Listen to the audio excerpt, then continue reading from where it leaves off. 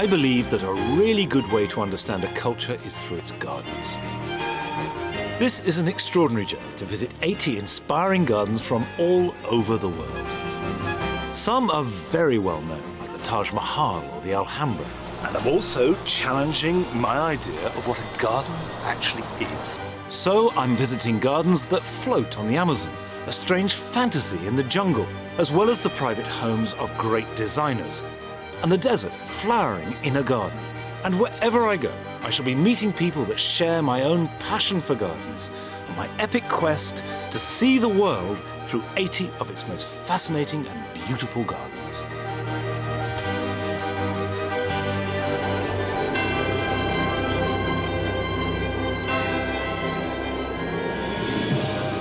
This week, on my journey to explore the world through its gardens, I'm visiting the place where, for us in Britain at least, it all began. This is where East met West, Christianity met Islam, and where Moorish and European design collided. The Mediterranean. This is the cradle of Western civilization, and certainly where the most enduring influences on all our modern gardens have evolved. My journey begins with the gardens of the Italian Renaissance and of the Roman Empire that inspired it. Crossing the Mediterranean, I will visit Islamic gardens in Morocco, before going north over the Straits of Gibraltar to Spain, where these two great cultures coexisted, and where I will visit one of the truly great gardens of the world.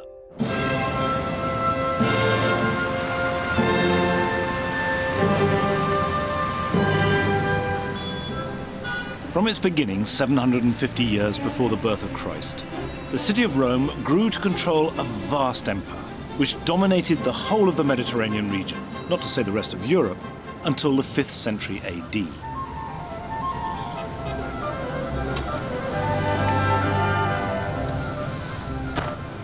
But my first two gardens are to be found in the nearby resort town of Tivoli. Tivoli is just an hour's drive outside Rome and a day's journey by horse. And since classical times, this is where those wealthy enough to do so have chosen to have their holiday homes. This is where they retreated from the hustle and bustle of Rome. The climate's much kinder, the air is very sweet, and also it has an exceptionally good water supply. And that water is harnessed to stunning effect in my first garden, the Renaissance masterpiece of the Villa d'Este.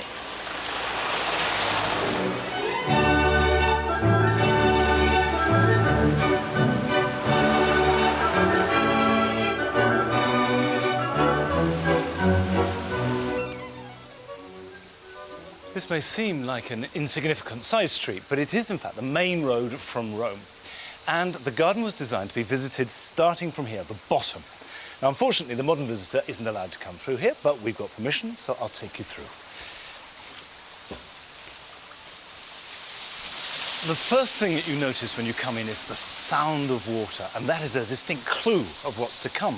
But in general, this entrance doesn't give much away. It's beautiful, it's quite grand, but it is deliberately understated. However, there is this big axis running down with a dramatic fountain at the end.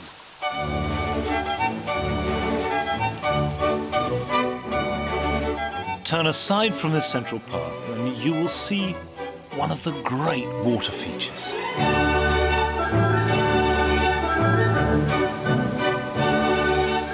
And another.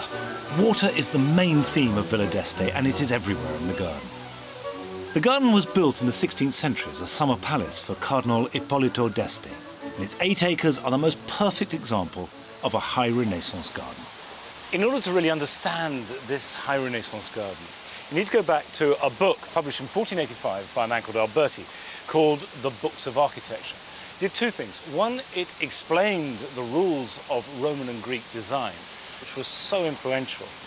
And two, it made this statement. Everything that nature produces is regulated by the law of harmony, and her chief concern is that everything should be perfect.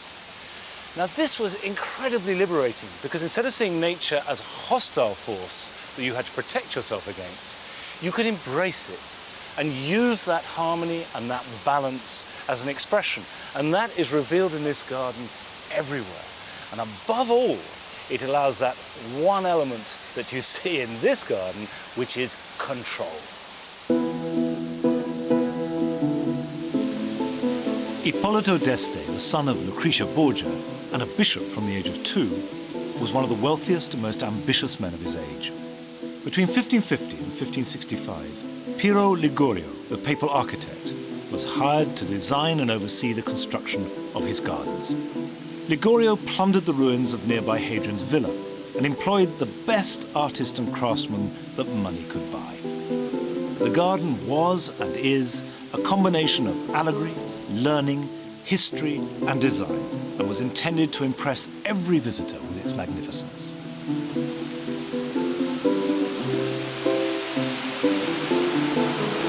The fountains of Tivoli is probably the most important in the garden because it's where the water comes in. And immediately it's harnessed to create jets and sprays and fountains. It's played with. The Nymphaeum was a watery grotto, and a feature borrowed directly from Roman gardens. Originally, visitors could walk behind this cascade as a kind of watery game. You can see this is very ornate, but it is actually very slippery. So I can see why the public isn't allowed in. But it is extraordinary to feel the power of the water falling.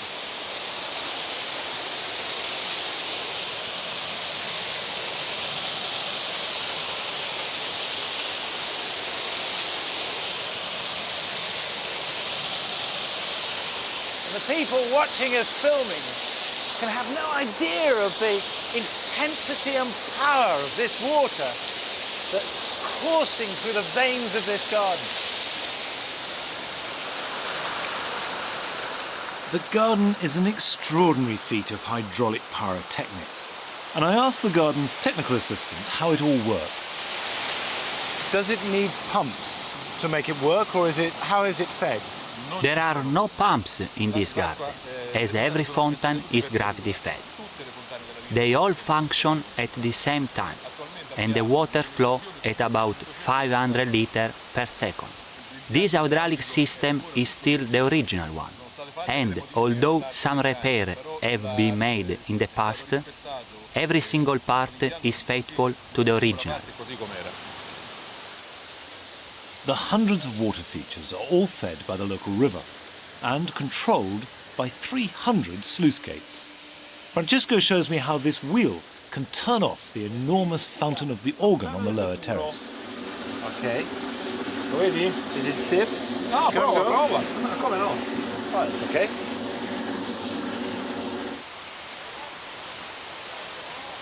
It takes almost 4 minutes for the water to clear from the tallest spouts. And just as long to get it going again. While most of the fountains were intended to impress, one was designed as a Renaissance joke. The Fountain of the Owl soaks onlookers when they inadvertently tread upon a hidden button on the ground.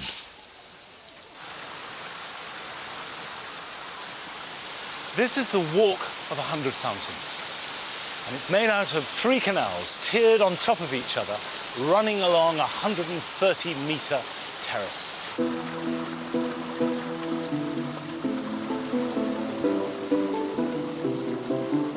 This is not just a horticultural masterpiece. It is also intended to represent the canal that flows from Tivoli to Rome, a direct metaphor for the cardinal's intense ambition for the papal throne at Rome. And I think it's one of the loveliest things that I've ever seen in a garden anywhere in the world. The Renaissance drew its inspiration from the Rome of over 1,000 years earlier, the Rome of the classical era. Indeed, many of Villa d'Este's statues were looted from nearby Roman sites.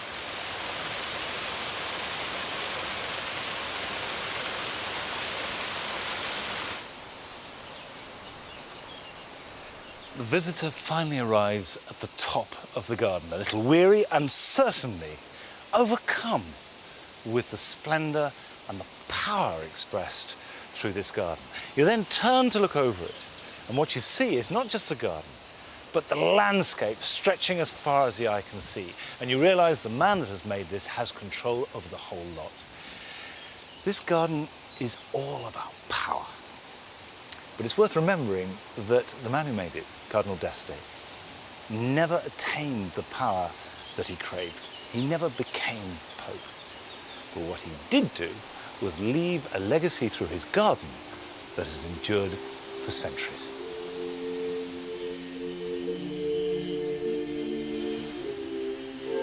My next garden is only a mile or two away down the hillside, although to get to it, I have to go back 1,500 years in time.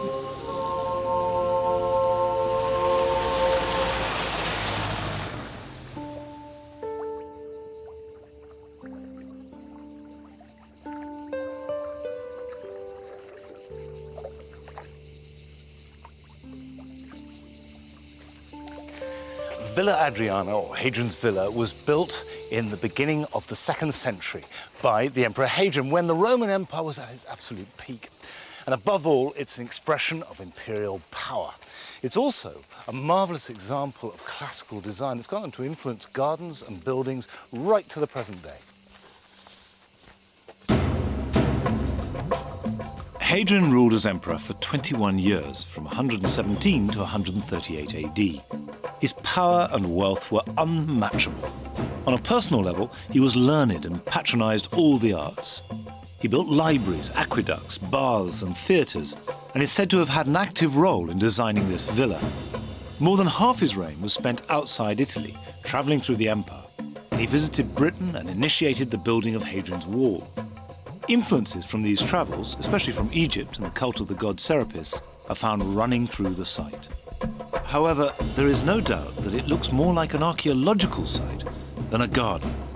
What the visitor sees are the bare bones of the garden, and broken bones at that.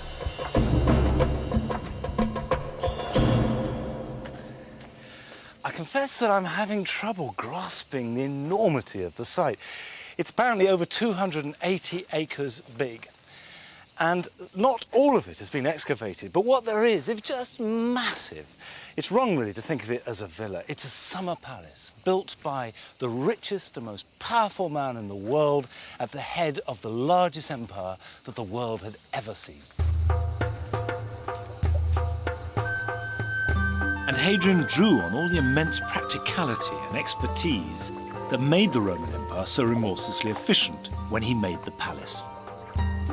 A complicated hydraulic system was set up to create this Serapeum, which was a temple dedicated to the Greco-Egyptian god of the underworld, Serapis, and would have provided a liquid firework display, which must have resembled the Nymphaeum, which it directly inspired at Villa d'Este. Water would gush out of the sides and swirl around the diners' feet, and then, best of all, another curtain would fall in front of these columns. Now, this incredibly sophisticated use of hydroengineering set a pattern that the Arabs picked up on 500 years later, and Renaissance gardens used 1,500 years later. But none of them ever surpassed it in technique or mastery. Another common feature which the Romans adopted from the Greeks was the peristyle garden, which always featured a building wrapping itself around an inner courtyard, usually with a pool in the centre, and a covered, colonnaded walkway around that. The Piccali at Hadrian's Villa was originally just such a garden.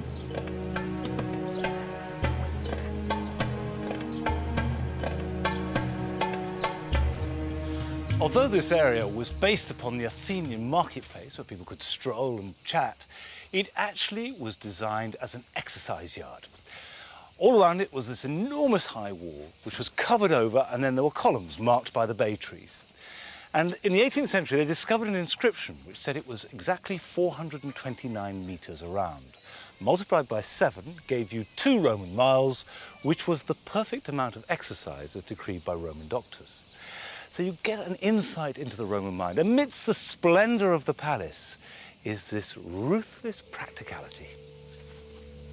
With its integration of interior and exterior spaces, architecture, the use of water, and of classical mythology and symbolism in buildings and statues, Hadrian's villa provided a model for Renaissance gardens that drew heavily upon ancient Rome for its sources and influences.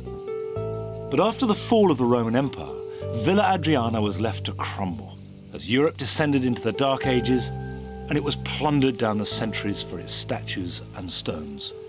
But even though it's a ruin now, there is a lingering essence that transforms it into an unlikely but truly magical garden. Before I leave Tivoli and its two huge, magnificent gardens, I've noticed what look like allotments at the bottom of the hill. I can't resist a quick detour to visit them. This is Elio Bernarelli. We've been gardening on this plot at the foot of the Tivoli waterfall for 25 years, and it's where he grows all his fruit and veg. Elio grows everything organically, and it all looks lustrously appetizing. There are grapes and poultry on his plot too. And since my Italian is limited to ordering a cappuccino, we communicate through the language of vegetables. Aubergine. See? And what sort of tomato is that? Un pantano. Un pantano. Un pantano. Pantano. Pantano. This? San Marzano. San Marzano. San Marzano. I grow San Marzano too, Marzano, but mine are smaller, much smaller. Oh well. Belza. See, that is superb. Parsley. Prezzemolo. We say parsley. Say parsley. Parsley. Parsley. There you are, you see, you're a star. È anche bello, insomma, è anche utile. We manage to grow almost everything we need for the family. Instead of going to the pub, I prefer to come here for fun. When I'm here, I feel like a king. Quando vengo qui mi sento un re. Elio's vineyard is about 3/4 of an acre, and it's planted with two types of grapes, one of which I'd never seen before.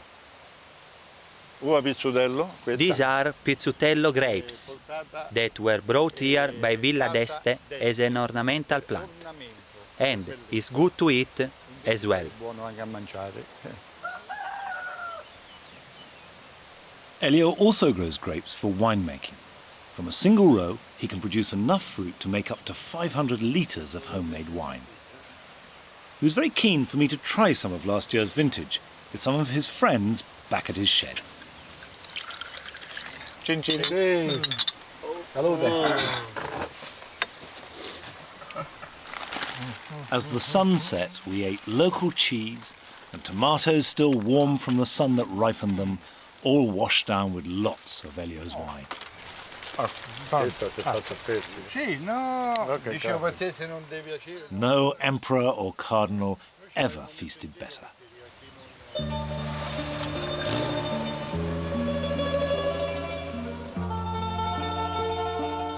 The next day, I drive on up to Bagnaia, an impossibly picturesque medieval town north of Rome. On a bright summer's day, the streets are flawlessly beautiful and decked with carefully tended flowers. And although it's tempting to spend the day mooching about, I am visiting for a specific reason. I'm here in Bagnaia for my next garden. Not just because it is exquisitely beautiful and worth the trip to Italy just to see this alone, but also because, for me, this is the perfect Renaissance garden.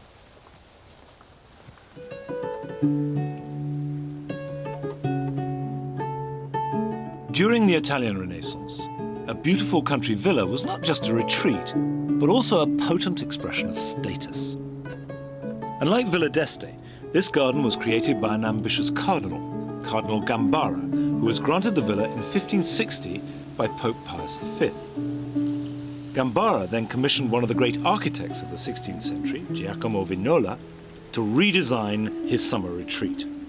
Nowadays, we often rather glibly refer to a Renaissance man, but Vignola was the real thing and could just as readily carve a marble statue as draw up the plans for a building or a garden. As you come in, you're met with the very dramatic Fountain of Pegasus. And this sets the tone for the whole of the garden. You've got massive use of stonework, really playful, inventive handling of water. It's set in a woodland background. And there's one other crucial thing that runs right through the rest of the garden. And that's the classical allegory. Pegasus, the winged horse, comes down to the ground. And where its hoof touches the rock, there is a spark of creativity.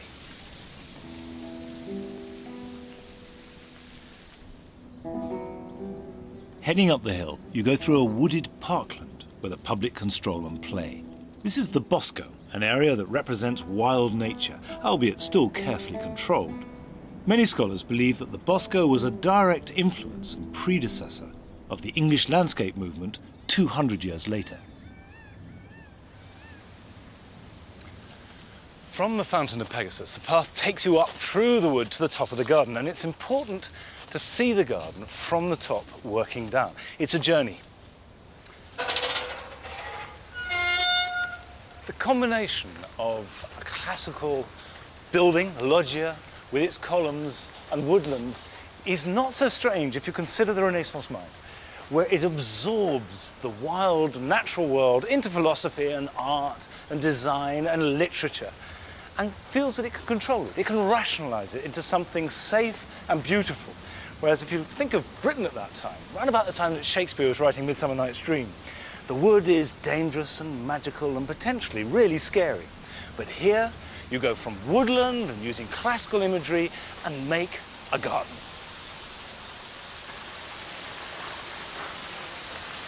Fantastic.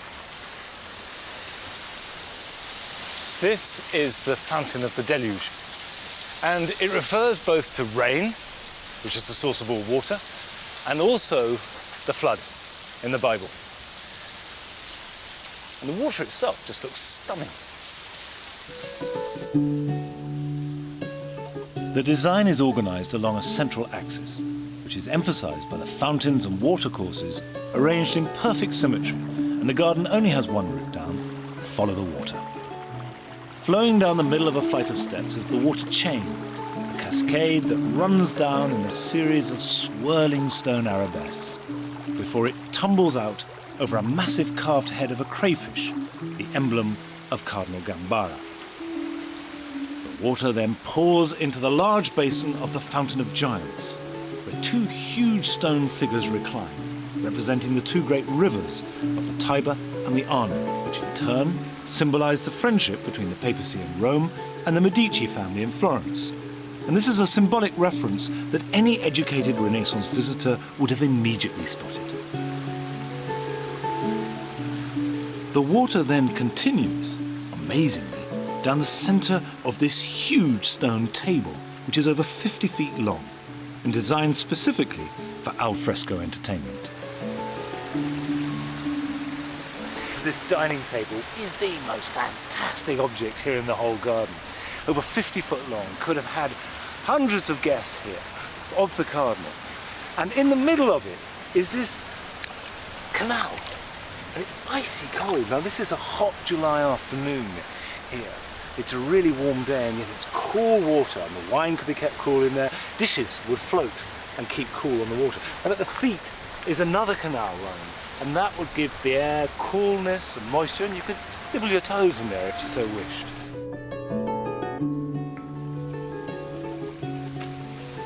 Finally, the garden arrives at this. From the wildness of the wood, we have complete formality. Man is finally in control of nature.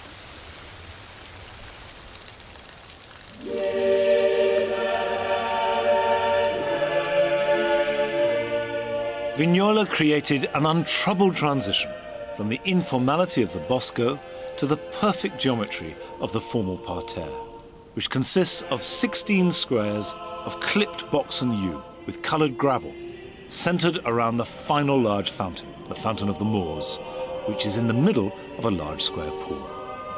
This parterre might seem like many others that can be seen attached to grand buildings across Europe, but in fact it is amongst the first ever made, and is the balanced, harmonious culmination of the garden, with the town butting up to the wall at its edge, ready to receive the water now that the garden has finished with it.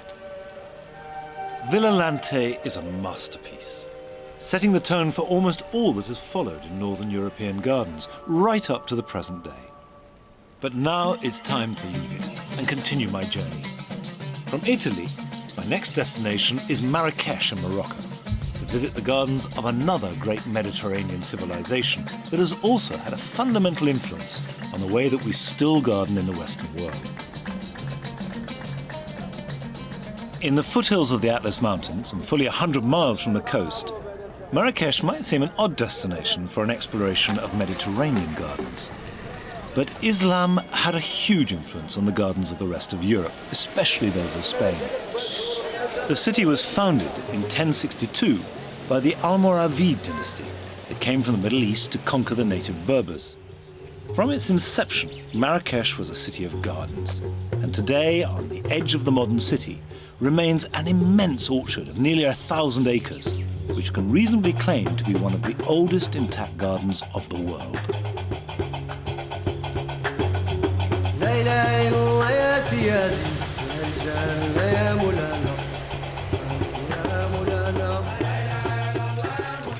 This is the Agdal, the royal garden here in Marrakesh, and it's one of the main reasons that I've come to Morocco. It's the oldest untouched Arab garden in the entire world, and it's immense, a huge garden.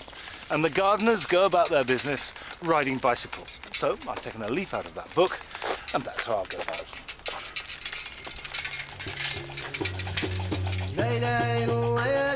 I've been given privileged access to explore the Agdal, which is still owned by the King of Morocco.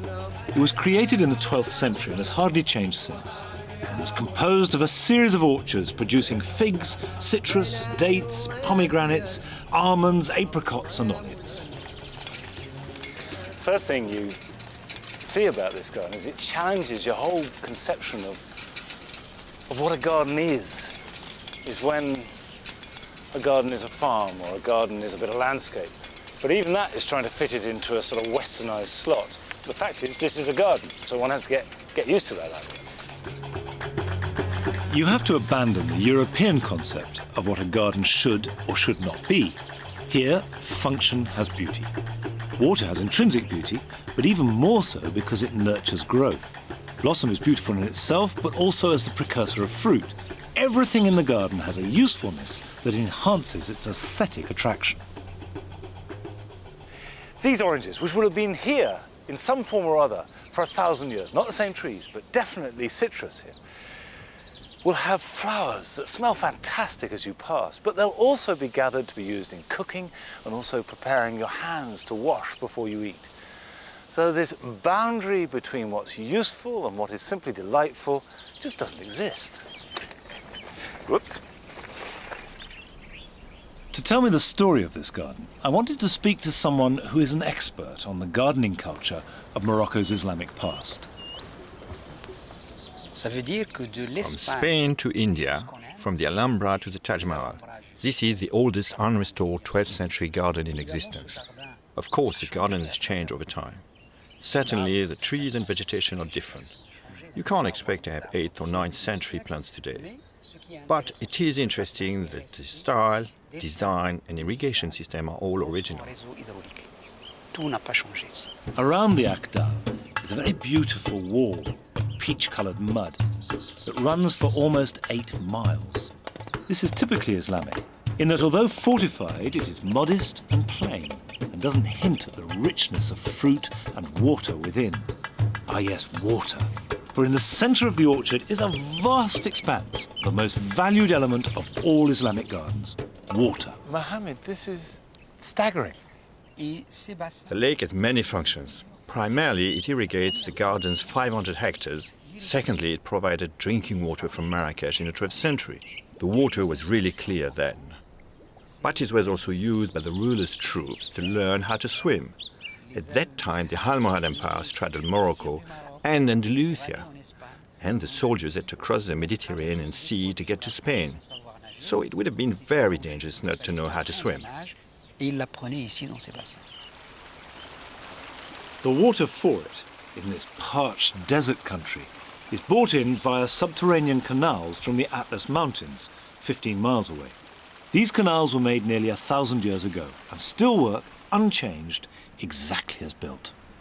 I think this is one of the great gardens of the world. It's partly because it blows apart my conceptions of what a garden should or could be. And that takes me into the heart of the Islamic and Arabic view of the world and gardens, and that's fascinating. Also because the engineering, the feat of just making it 1,000 years ago, is mind-boggling. And after 1,000 years, it's simply just beautiful.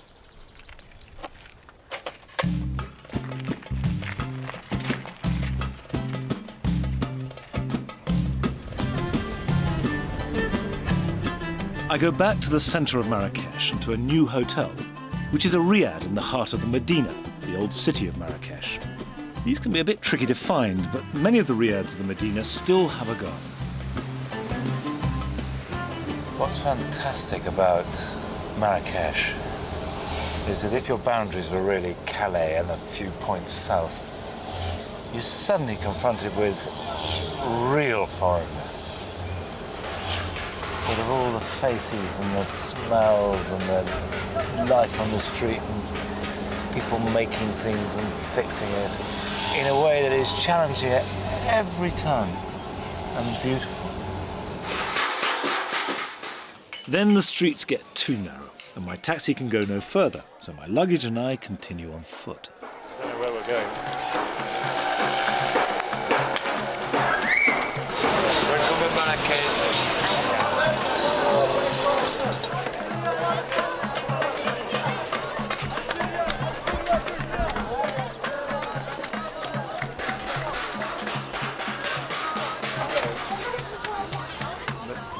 A riad is a traditional Arabic house, closed off from the street and built round a garden.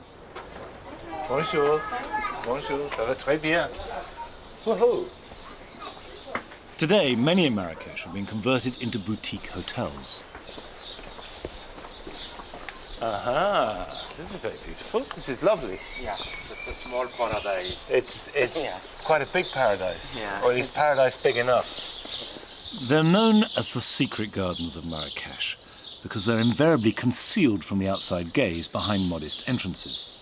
In Islam, any display of opulence or wealth wouldn't only be arrogant, but might also diminish your neighbour, so the exteriors are always low-key and the interiors private. It's always, well, shocking is what I was going to say, but it's not an unpleasant thing, it's wonderful. It's astonishing that you come out of these little streets which are thronged with people and noise and strangeness into this calm greenness. And listen. You could be in the middle of the English countryside.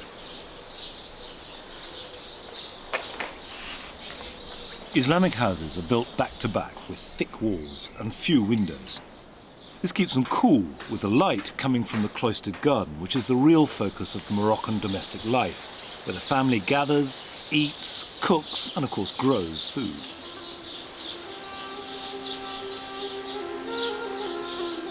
The courtyards are enclosed, but the roof provides a private space with a public view over the Medina.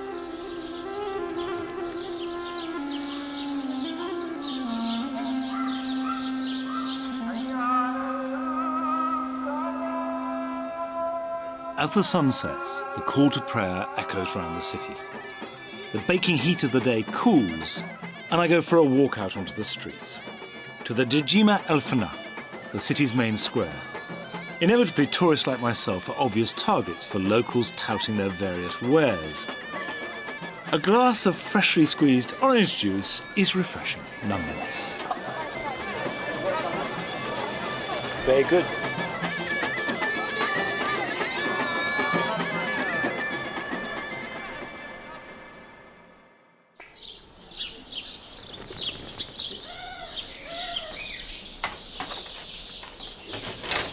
Next morning, I'm up and out bright and early.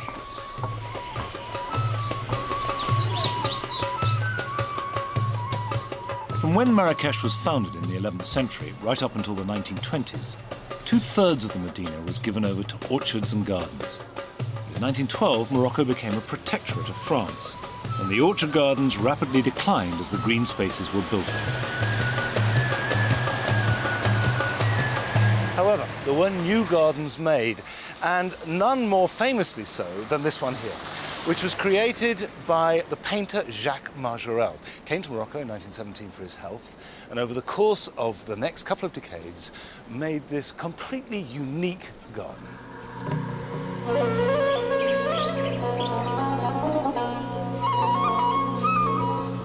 The Majorelle garden is a relic from the 1920s and 30s, when the French influence was at its peak in Marrakesh.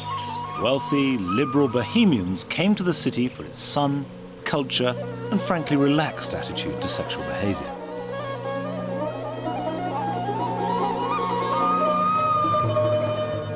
Many Europeans settled here and built themselves villas, often combining local Berber and contemporary European Art Deco design. Here at Majorelle, this was not so much a meeting of two cultures as a collision. And out of it was created a work of art unique in Morocco and possibly in the whole world. And it completely revolutionized the way that we think about using color in gardens. Majorelle had one extraordinary dramatic idea. He took this blue, which he found on Moroccan tiles and on Berber houses, and then applied it in the most dramatic way possible, so that it dominates the garden, and everything else, all the planting, is set against this blue backdrop. And it is for this idea above all that the Majorelle has a place in garden design history. Now, this garden is not just an explosion of blue. It's full of the most extraordinary plants, combining colours and textures and forms that just are riveting, especially these extraordinary palms that just soar up to the sky. And this is because Majorelle was a fanatical plantsman. He was an obsessive plant collector, specializing in cacti and succulents and palms, all of which still dominate the garden. At one point, the garden covered 10 acres with more than 1,800 varieties of plants, including 400 varieties of palms. I confess that the two words plant and collection usually fill me with dread. They rarely make good gardens, but Majorelle is the exception that proves that rule. When Majorelle died in 1962, the garden was more or less abandoned. But in 1981, the French fashion designer s01e and his partner Pierre Berger bought the garden and restored a good chunk of it to its original condition to immortalize Majorelle's creation. This is his masterpiece, and it has a painterly eye everywhere. Nothing's natural. Every detail is contrived, but it feels exactly right. It's time to leave Marrakesh and head for my next destination in southern Spain.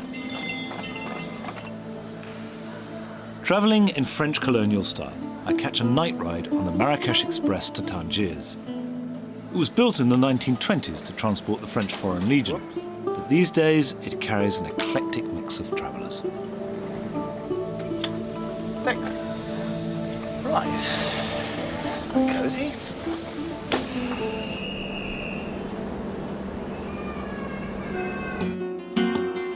As I sleep, surprisingly soundly, the train takes me north to the port of Tangiers, where I'll cross the Mediterranean to Spain, heading first to Granada and the fabulous garden of the Alhambra.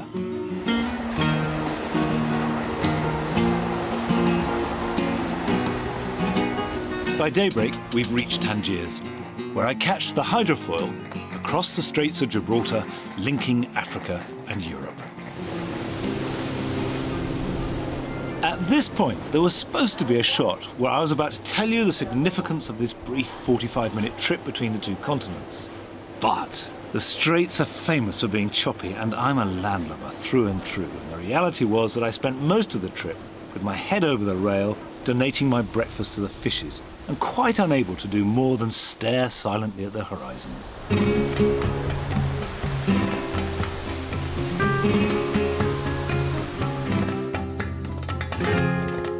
The Moors, so called because they came from Mauritania, the name that the Romans gave to modern Morocco, took the same route that I've just endured and invaded Spain in 711, and the whole of Spain and modern Portugal was under Muslim rule by the 10th century.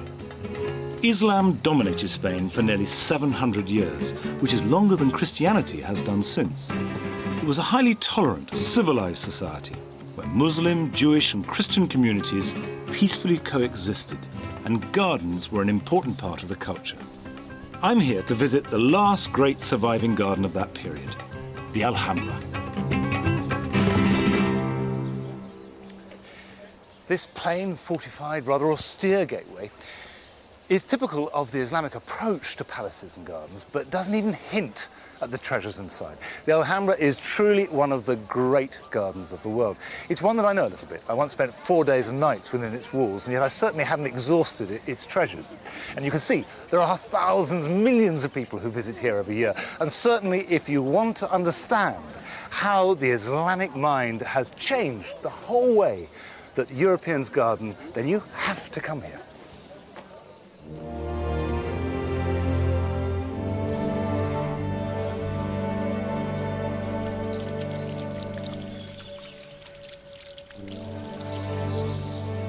The Alhambra is the oldest extant Arabian palace garden in the world.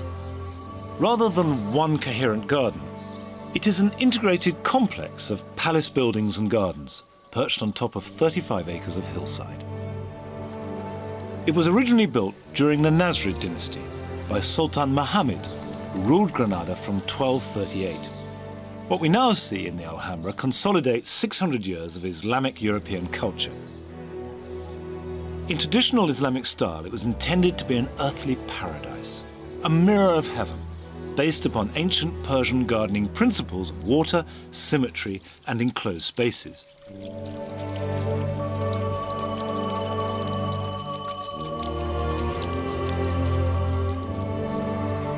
Water, either gently moving or in reflective pools, is always the core of any Islamic garden. The surface mirrors the perfect poise and symmetry of the buildings and planting, as well as catching light and throwing it up into the cool but dark courtyards. Inside the dark buildings, the ornate richness is staggering. Outside, the luxury is one of coolness, privacy, light, and water.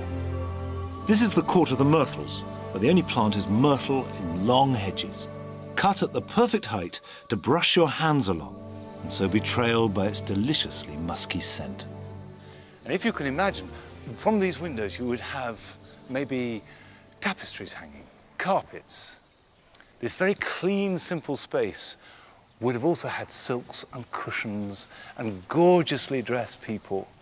And this was a court in the true sense.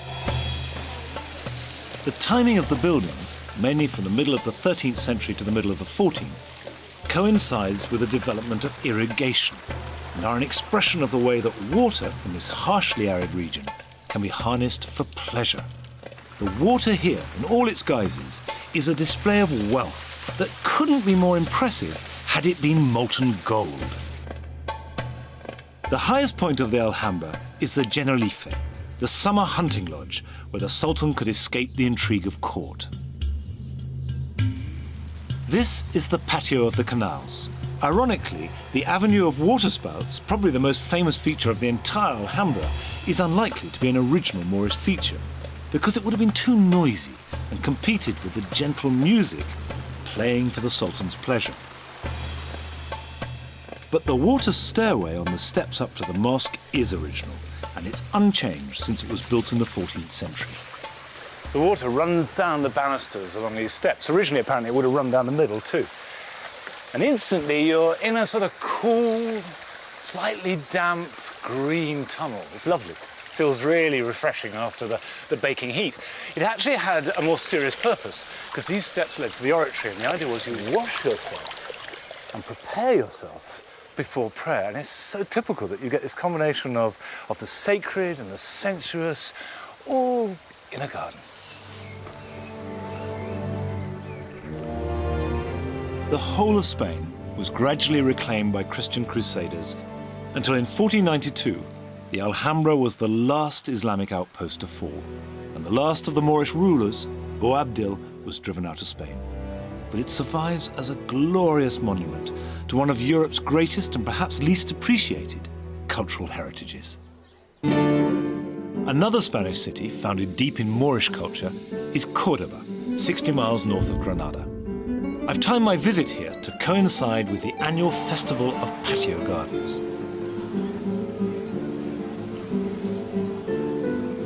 In 1236, Cordoba was recaptured by the Catholics, and the remaining Arab population fled to the Moorish stronghold of Granada, ruled from the Alhambra. There are reports from the 10th century Moorish Cordoba of thousands of gardens in and around the city, and there are still many there today, and the chief feature of them is that they are patio or courtyard gardens.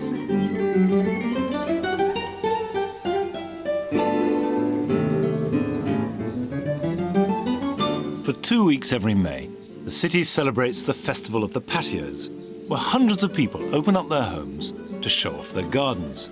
The idea of the festival is for people to walk around the city visiting as many patios as possible. Houses marked with 2 cypress trees indicate that anyone can walk in and take a look. Some of the patios are small and intimate, and others are grand, but all are decked out in floral finery, with the plants almost entirely in pots. And in the sweltering heat, these need watering at least twice a day, and every patio has a well that supplies water for the plants, which is good enough to drink. That is, if first you can get it in your mouth.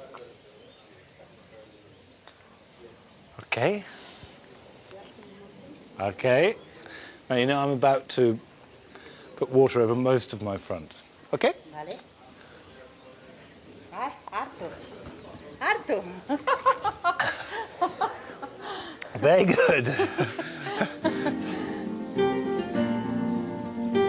Classic Cordoba pot. Esta es la maceta de una sola cara. It's got the flat back. That's fantastic.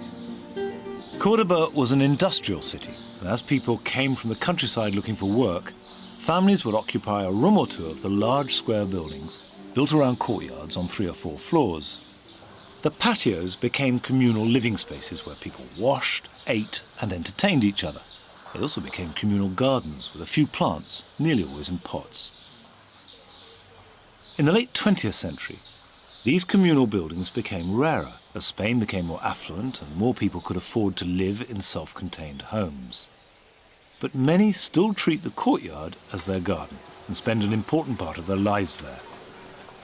I've been invited to visit a group of people who still share their communal living space.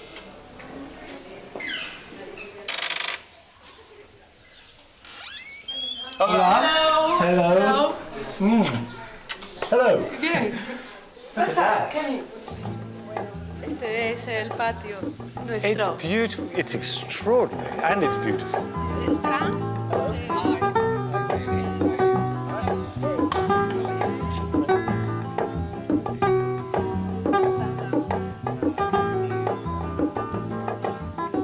You're drinking and eating and having a nice time. Yeah. Sit down. Okay, yeah, I'm very happy to join. So who does the work? Who looks after it? Well, I think everybody. You're retaining the traditions of communal living, of sharing the space. We met, in a renting place, in a block of flats. Okay, 5 people decided to buy a place, where they can be together. And so we meet, we cook, we drink, so we have fun. Everyone looks after their own doorstep and their own bit of wall, but each year they communally agree on a scheme to give the patio one cohesive design. How do you decide the sort of artistic decisions? I mean, for example, who decided to put that rose up the tree? You have to negotiate a little bit. Well, it works, doesn't it? And it's a very nice feeling sitting here. It feels like a good space to be in. We don't plan to make up, a paradise, but in the end, it is.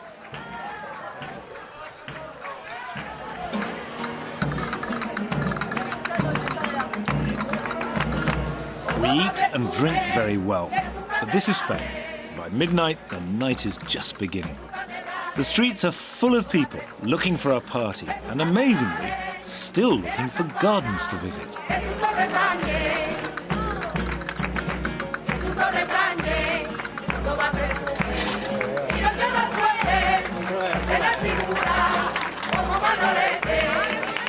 Having spent all day visiting patios here in Cordoba, I have no hesitation in thinking that they are one of the great gardens of the world. Gardens where people live and eat and work, and, as we've seen, where they party, and party really well. That seems to me a complete celebration of gardening, and these are special.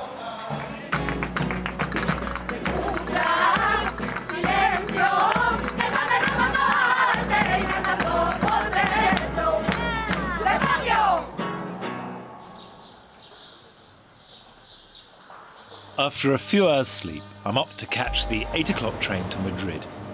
It's near the end of my journey, but for my last visit, I'm off to meet someone whose work I admire almost more than any other living garden designer.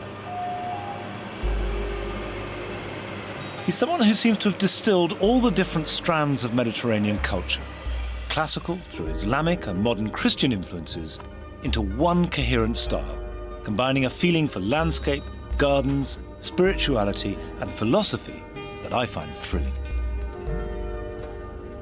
This is a new phase of the journey because we're off to see Mr. Carrancho. Now, Carrancho is, in my opinion, without doubt, one of the great garden designers.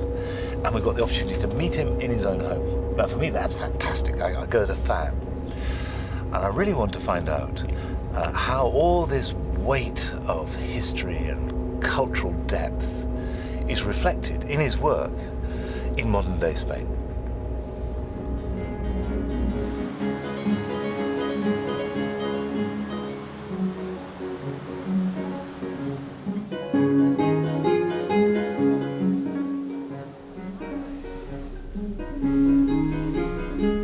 As befits a former student of philosophy, Fernando Carrancho's work reflects his knowledge of both classical antiquity and Spain's Moorish history.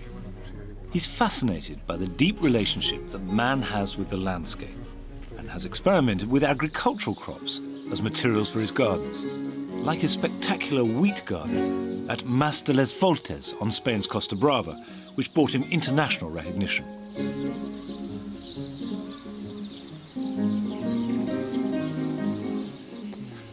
This is very beautiful, Senor Carrancho.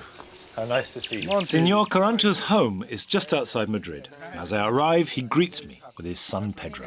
How do you do? Peter. Hello, Peter. Hello. Yes. This is fantastic. This is wonderful. It's fantastic to be here in our garden. This is Piñón. He's old?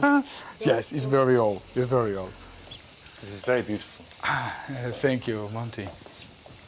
And this is the garden, in reality, like a cloister. Yes. It's a cloister open in one part from the nature.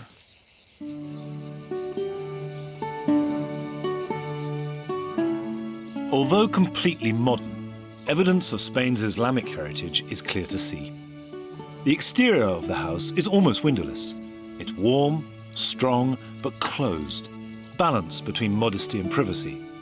The large pond dominates what Carrancho calls the central cloister at the back of the building, and seems to come right up and almost into the house. And the water reflects the buildings, the clipped contours of the Escalonia on the opposite bank, and above all, the light. To me, the central idea is to control the light. The question in the Mediterranean area is to control the light because it's very, very strong. This is this idea of the box, produce the contrast between shadow and light, empty and full space, mineral and vegetable, and in the middle the water. All the wall of the garden is reflecting in the water. And this reflection of the light produces a vibration of light, very characteristic of the Islamic gardens. In reality, it's a sacred space. So do you think that this attitude is common in the ordinary Spanish gardener? Yes, yes, because the Spanish people have the gardening side absolutely. inside us because it's a very strong memory. May I see round your garden? Thank you, Monty. Okay. I'd like to show you with Peter. Okay. Peter. Con Pedro.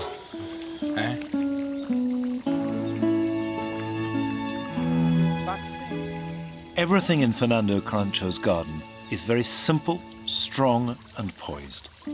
The columns and colonnades reflect the classical orders that are so evident in Renaissance gardens, but there are none of the surface embellishments of Islamic art. His planting is restrained but very subtly and skillfully clipped to weave a contour to mimic an entire hillside within the small space. In many gardens, there would be the temptation to embellish and add and have many different plants. I like it to be simple, like a nature. The nature don't have a lot of things, and the majority of our gardens have 3-4 species of trees, 3 or more species of shrubs, 2-3 species of plants to climate. Yes. And the flower is just to give color and smell, the splendor of one moment of the garden. At the center of this garden, as with all Carancho's work, is a profound connection with the spirit of the place. It has an almost mystical relationship with the essence of the landscape. And his real genius is to express this with the material resources available to every gardener. When you go in the stairs and you are in the high part of the garden, you arrive in this kiosk. Yes. And when you arrive in this kiosk, you discover the character and the landscape, and you are immediately out of you. Yes. This is really, it's like a little pilgrimage. I understand completely. You don't need to read a book to understand a garden. You are inside the garden. You are in the middle. And in this moment, you begin to be transformed.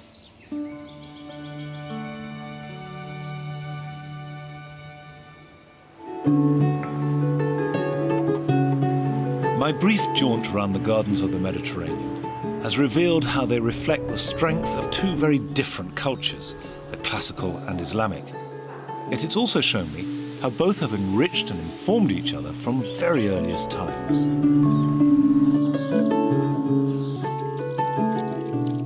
So it feels entirely fitting to finish here, in Fernando Carancho's thoroughly modern garden that synthesizes not just the physical, but the spiritual elements of both cultures. That was one of the best meetings of my life.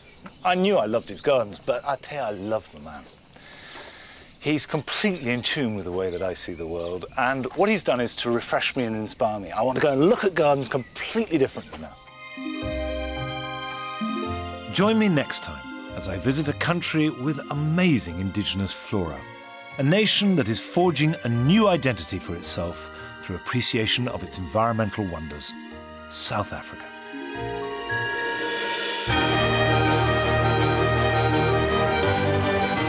The UK Championship final begins with an afternoon of live snooker from York here on BBC Two from 1. But next, flooding, painting and a sad goodbye in Country File.